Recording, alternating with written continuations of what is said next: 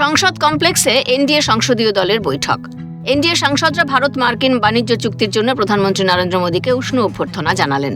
ঐতিহাসিক চুক্তির জন্য সমস্ত সাংসদ প্রধানমন্ত্রী নরেন্দ্র মোদীকে মালা পরিয়ে অভিনন্দন জানান। ধৈর্য রেখেছিলাম ইউএস ডিল নিয়ে এনডিএ মিটিংয়ে তাৎপর্যপূর্ণ ব্যাখ্যা নরেন্দ্র মোদীর।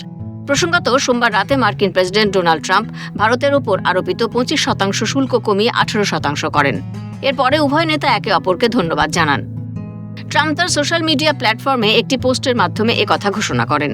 প্রধানমন্ত্রী নরেন্দ্র মোদী মার্কিন প্রেসিডেন্টের এই পদক্ষেপকে স্বাগত জানান। প্রধানমন্ত্রী বলেন, মার্কিন বাণিজ্য চুক্তি একটি ইতিবাচক পরিবেশ তৈরি করেছে। সমালোচনা জুটেছিল, কিন্তু আমরা ধৈর্য ধরেছি এবং এর ফলও মিলেছে। এখন উৎপাদন বৃদ্ধি করা উচিত এবং মানসম্পন্ন পণ্য উৎপাদন করা উচিত। একটি বড় বাণিজ্য চুক্তি স্বাক্ষরিত হয়েছে, যা আমাদের কূটনীতির জন্য একটি বড় বিজয়, এবং এটি দেখায় যে ধৈর্য সর্বদা সাফল্য লাভ করে। প্রধানমন্ত্রীকে এক্স হ্যান্ডেলে অভিনন্দন জানান বিজেপির রাজ্য সভাপতি শ্রমিক ভট্টাচার্য। তিনি লেখেন, ভারত মার্কিন বাণিজ্য চুক্তির এবং ঐতিহাসিক সমঝোতার জন্য ভারত ও মার্কিন যুক্তরাষ্ট্রের জনগণকে আন্তরিক অভিনন্দন। দুটি স্বাধীন ও সার্বভৌম দেশের মধ্যে পারস্পরিক স্বার্থ সুরক্ষিত রেখে এই সমঝোতা সম্পন্ন হয়েছে। প্রধানমন্ত্রী নরেন্দ্র মোদীর নেতৃত্বে ভারত সরকার দেশের স্বার্থ রক্ষায় যে দায়িত্বশীল ও সুদূর প্রসারী দৃষ্টিভঙ্গি নিয়েছে তা আবারও প্রমাণিত হলো।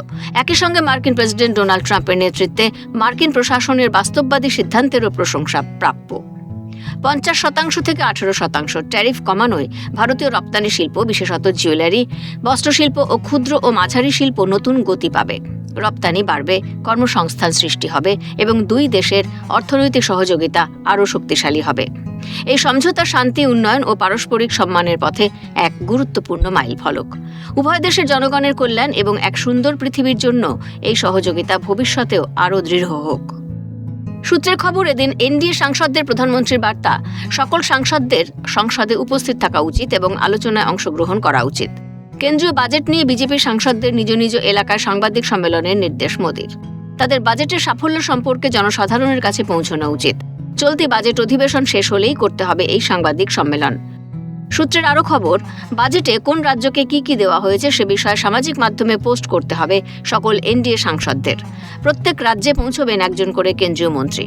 তারা বাজেটের গুণাগুণ নিয়ে সাংবাদিক সম্মেলন করবেন। এনডিএ জোটের সকল সাংসদদের নিয়ে বৈঠকে মোদীর এই গাইডলাইনে বাড়তি অক্সিজেন মিলল বলেই মত রাজনৈতিক মহলের। রাজা সাহার রিপোর্ট, ক্যালকাটা নিউজ।